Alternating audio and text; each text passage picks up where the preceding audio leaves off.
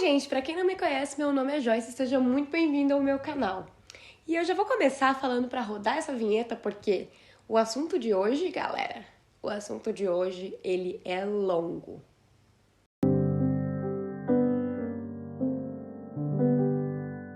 Se você é novo por aqui, talvez você não tenha visto, mas há uns 2 vídeos atrás eu falei um pouquinho sobre o que é a procrastinação de um perfeccionista, mais especificamente na minha vida. Não só na minha visão, mas como foi pra mim.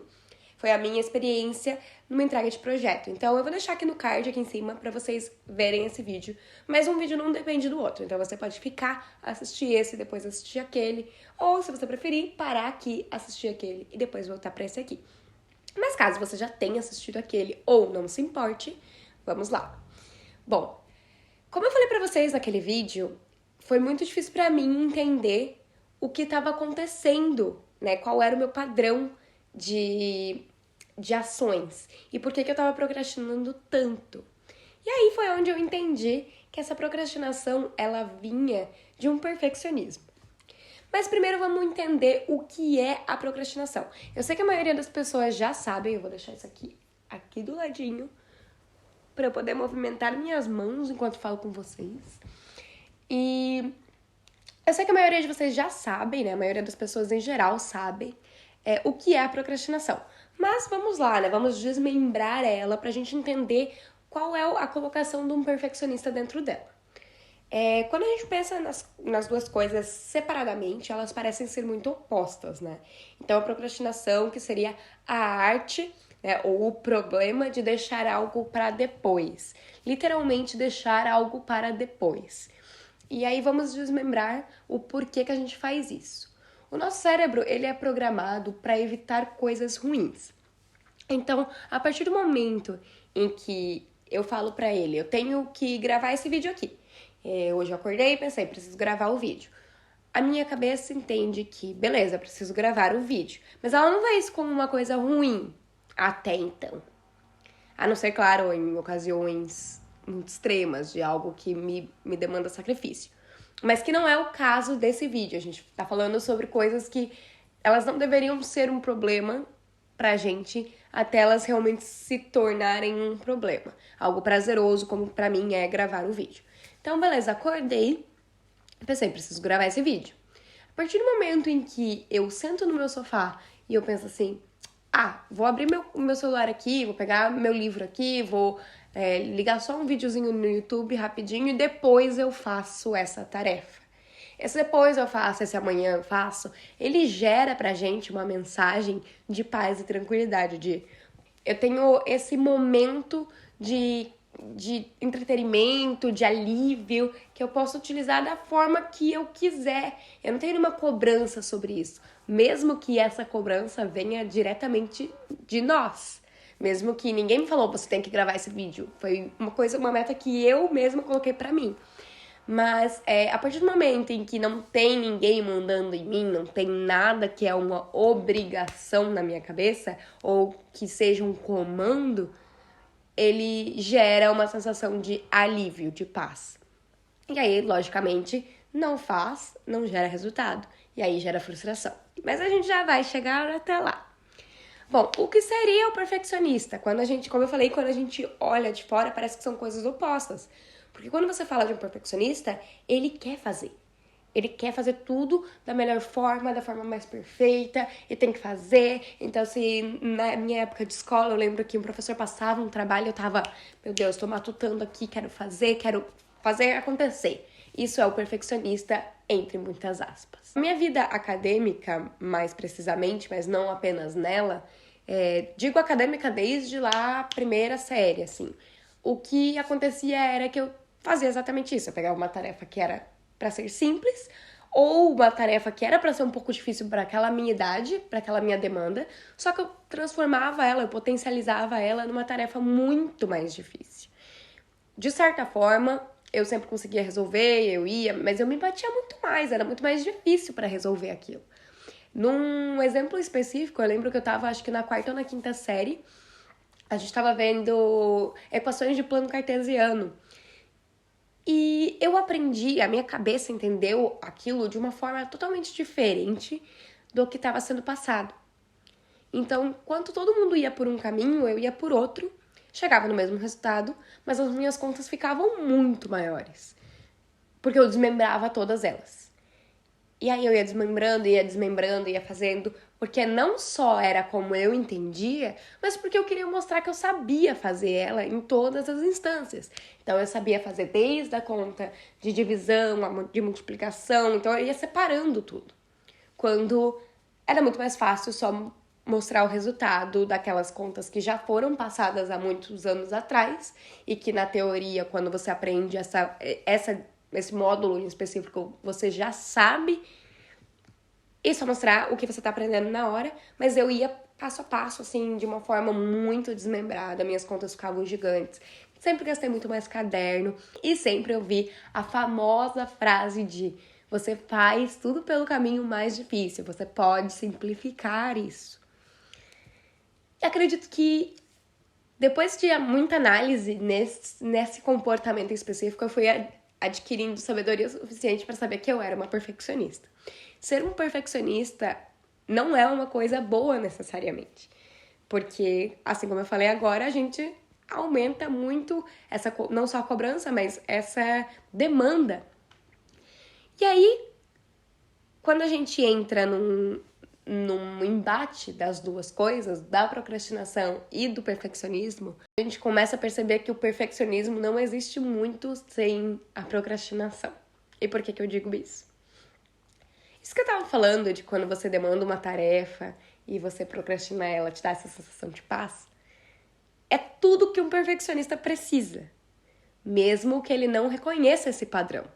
É tudo que ele precisa. Então, a partir do momento em que eu determinei 3 tarefas pra mim no dia de hoje, mas eu sou um perfeccionista, eu vou tornar essa tarefa simples muito mais difícil. E o que eu falei pra vocês? O nosso cérebro, ele tende a buscar alternativas para tarefas difíceis, para não fazer elas agora e postergar elas.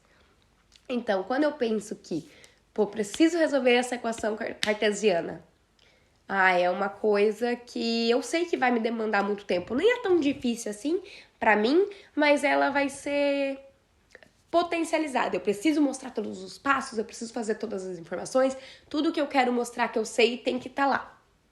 Tá vendo como eu aumentei a demanda dela? Eu aumentei todos os passos que eu preciso fazer pra concluir essa tarefa? E aí eu tenho só 3 tarefas quando eu olho, assim, de relance. E eu penso, não, beleza, meu dia tá livre. Eu tenho como fazer isso amanhã. Pum!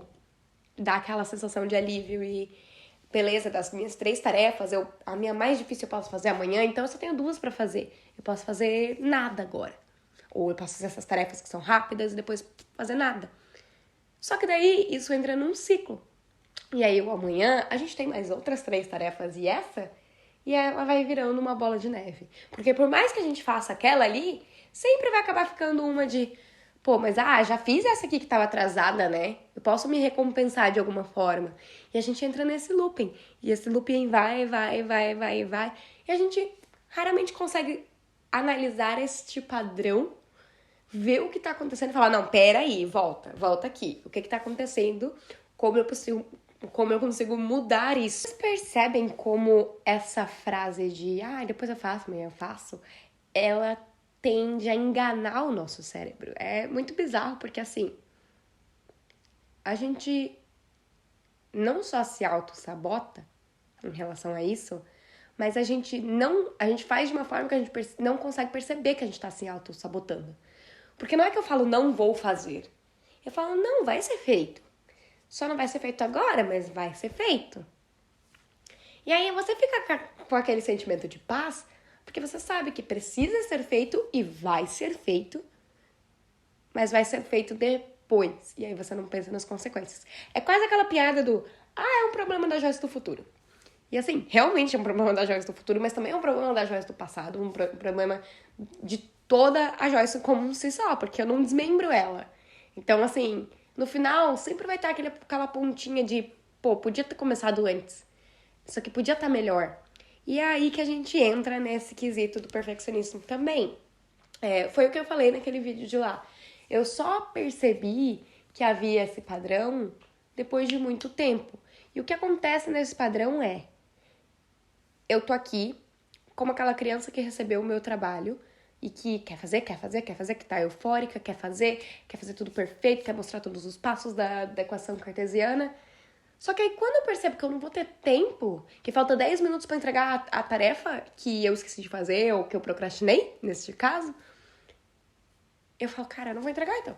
Porque eu não vou ter tempo de mostrar todos os meus passos. Eu não vou ter tempo de mostrar a divisão, a multiplicação. Eu só vou ter que mostrar o resultado. E se for pra fazer assim, eu não quero fazer.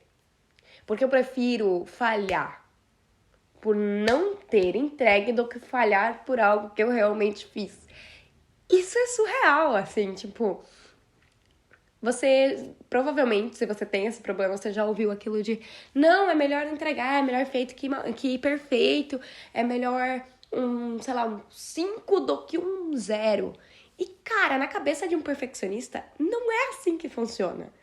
Porque é o que eu falei, eu prefiro falhar porque não foi entregue, porque eu não fiz, porque eu não tentei, do que ser julgada por algo que eu tentei fazer e não deu certo, e foi feito errado.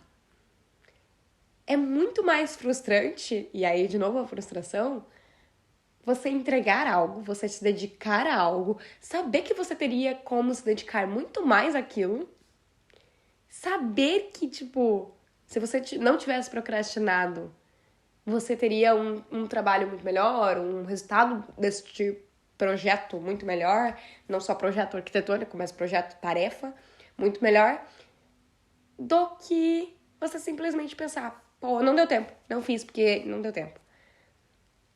É muito mais fácil justificar que não deu tempo, que eu não sabia fazer. É muito mais difícil. Que eu precisava assumir que não sou boa o suficiente para uma tarefa que eu tinha certeza que eu era. É muito mais difícil. E gera muito mais frustração. Então, a partir do momento em que eu tenho uma tarefa, como perfeccionista, eu crio ela, né, potencializo ela muito maior, ela automaticamente se torna parceira da procrastinação. Porque eu acho que eu tô sempre correndo contra o tempo. E no momento que eu tô correndo contra o tempo, eu tô também procurando brechas para minha mente descansar. Então é lógico que eu vou estar procrastinando muito mais. Porque como eu vou estar potencializando a minha tarefa, eu vou estar querendo buscar fuga. Esse é um dos maiores problemas da nossa geração. A gente fala muito de depressão, a gente fala muito de ansiedade, e a gente tem que falar. Só que a gente fala pouco de procrastinação e o quanto isso pode ser problemático, o quanto isso pode afetar o nosso dia a dia, a nossa vida. Nós tivemos uma pequena interrupção, porque a câmera simplesmente acabou a bateria. Então, assim, recomeçando o que eu tava falando, porque eu meio que perdi o fio da meada, então, né, perdi aquele embalo que eu tava tendo. Mas o que a gente tava falando aqui, né, se eu pego uma tarefa que era pra ser uma tarefa fácil, eu potencializo ela pelo fato de ser perfeccionista, e aí ela vai estar entrelaçada com a procrastinação, logicamente. Porque se eu tenho uma tarefa muito difícil, o meu cérebro, tudo que ele vai querer é um momento de descanso.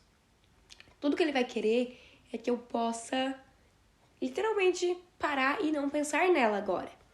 Então, qualquer momentinho que eu fale, depois eu faço, amanhã eu faço, eu vou aceitar que eu tenho esse tempo depois pra fazer e vou falar, beleza, amanhã eu faço, depois eu faço. E vai virar uma bola de neve, como eu tava falando, que vai gerar uma frustração. Então, como a gente pode fugir disso? Basicamente, os métodos que eu vou falar aqui são os métodos que eu estou ainda desenvolvendo para mim. Então, logicamente, isso funciona para mim, ou ainda está em processo para funcionar para mim. Claro que estou falando aqui para que vocês testem e procurem outros métodos, outras coisas que funcionem para vocês. Mas quando eu percebi esse padrão alto de ou eu faço perfeito ou eu não vou fazer nada, eu comecei a entender que eu potencializava a minha tarefa para ela ser, né, mostrada em passos. Então, a melhor saída que eu encontrei foi pegar esses passos que eu quero mostrar e desmembrar eles como se cada um deles fosse uma tarefa. Então, por exemplo, falei pra vocês, né, que... Falei no vídeo passado que eu peguei recuperação no meu projeto, né, na minha matéria de projeto. Então, eu tenho algumas pranchas que eu preciso... Prancha, pra quem não é da área, é folha, cada prancha é como a gente chama cada folha do projeto, né?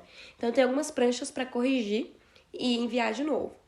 Eu tenho bastante tempo na teoria, mas, novamente, né? Quero que fique perfeito pra que eu não corra o risco de não passar na matéria. Então, o que eu fiz? Ao invés de só separar por prancha, essa semana eu faço prancha tal, semana que vem prancha tal. O que eu fiz? Eu separei por coisas que eu quero mostrar dentro dessas pranchas. Então, beleza, eu vou dar 2 semanas pra fazer essa prancha aqui. Talvez seja muito tempo. Mas eu prefiro ter esse tempo de sobra. E aí eu só passo tudo que tá na frente pra trás, né? Só, adianto coisas. E aí desmembrar o que precisa ser feito dentro desse conserto na prancha. Então, beleza, por exemplo, eu tenho que corrigir a minha planta de... Eu tenho que corrigir a minha planta de telhado, né? E aí, todas as coisas que precisam ser corrigidas nessa planta de telhado vão ser feito um checklist, que já existe, e geralmente a gente já tem ele. Só que, se eu só colocar na minha lista, eu vou fazer a prancha de telhado, eu raramente vou pegar o checklist, vou olhar o checklist, vou ver que cabe tudo nesse dia aqui, que eu consigo fazer aquele checklist em 2 dias, sabe? Se eu desmembrar e falar, beleza, não é que eu vou fazer a planta de telhado, eu vou fazer a correção da drenagem da minha planta de telhado. Então, assim, eu fui desmembrando e foi funcionando pra mim, porque é mais difícil eu procrastinar uma tarefa menor. E se eu desmembrar uma tarefa grande, é lógico que ela vai ficar menor, mesmo que eu potencialize ela e queira que ela seja perfeita. Tudo que é a longo prazo é mais fácil de procrastinar. Muito mais fácil procrastinar o meu trabalho, né, essa entrega de projeto. Se eu pensar que ela é para ser entregue no dia 1º de setembro. É dia 11 ou 12 de julho, eu tenho até setembro, até 1º de setembro. Eu tenho um pouco mais de um mês aí. Quase 2 meses para fazer. Se eu pensar só assim, é muito mais fácil eu procrastinar essa atividade. Agora, se eu pensar que eu preciso terminar a minha planta de telhado até o dia 20 de julho, eu só tenho até dia 20. Meu tempo para procrastinar é muito menor. Então, eu acho que é muito mais efetivo eu fazer este passo. Uma outra coisa que eu vi que me ajudou muito que eu falei inclusive no outro vídeo, é não colocar muita coisa pra fazer no mesmo dia. Se eu tenho esse tempo mais estendido, mesmo que que eu esteja condicionando a minha cabeça a não pensar nesse tempo estendido, eu posso simplesmente não colocar tudo pra fazer num dia só e ter esses momentos de folga. Porque a partir do momento que eu tenho momentos de folga, que eu posso ficar livre pra não fazer nada e decidir o que eu vou fazer, é mais difícil eu procrastinar, porque eu não vou sentir falta desses momentos. Minha cabeça não vai estar condicionada a, nossa, preciso de um momento de paz, preciso descansar, sabe? E não é descansar só de dormir, é descansar de fazer coisas que eu não preciso pensar pra fazer. Então, a partir do momento que eu tenho momentos de descanso e tarefas desmembradas, é muito mais difícil de procrastinar. E aí o lado perfeccionista de que fica empolgada em fazer a atividade, ele volta à tona. E aí é só achar o equilíbrio para manter ele sempre nessa empolgação e não exceder, não passar por um limite por um nível de, nossa, preciso entregar muita coisa, é muita coisa para fazer, é muita coisa para desmembrar, drenagem da minha planta de telhado, o que eu tenho que fazer na drenagem da planta de telhado, preciso mostrar isso, sabe? Pra isso não virar uma coisa cansativa e maçante, mas sim uma coisa de beleza, preciso mostrar na minha planta de telhado a parte de drenagem, e dentro dessa parte de drenagem eu preciso incluir isso e isso. Beleza? Então dá tempo, dá pra fazer. Então, a parte chave é desmembrar as suas tarefas em mais desmembrado do que você conseguir, o máximo do máximo do máximo do máximo, e determinar limites para cada uma dessas tarefas já desmembradas.